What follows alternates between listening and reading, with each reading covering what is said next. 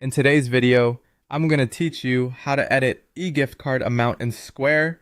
By the end, you'll know exactly where to go in your Square dashboard to change the suggested eGift card values your customers see, as well as how to set the minimum and maximum amounts they can purchase. First, open your Square dashboard in a web browser and sign into the correct business account. If you manage more than one location, check the location selector at the top to make sure you're editing the right place. All of the changes you make will apply to the location you're currently viewing. On the left-hand side, you'll see the main navigation panel. That's where we'll do all of our work today. Look for the section labeled Items and Inventory. Go ahead and click that to open up the product and gift card tools for your account. Inside Items and Inventory, find and select gift cards. This is where Square groups everything related to both physical and electronic gift cards. We're focused on e-gift cards, so once you're in gift cards, choose Settings.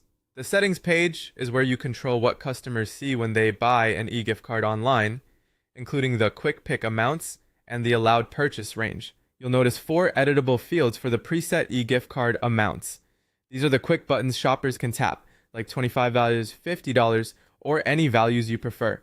Update each of the 4 amounts to match your business needs. A good rule of thumb is to choose amounts that reflect your average order value, a slightly lower entry point, a popular mid-tier option, and a higher gift amount for generous buyers.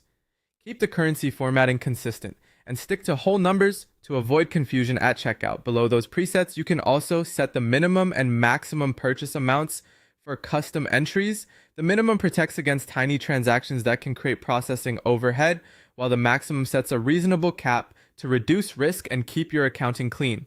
Pick values that make sense for your catalog. For example, set the minimum high enough to cover a typical small purchase, and the maximum high enough for larger gifts without exceeding your comfort level. When you're satisfied with the presets and the min-max range, click Save. Give the page a moment to confirm the update. If you want to verify what customers will see, open your eGift card purchase link in another tab and refresh. Your new presets should be visible, and the custom entry box will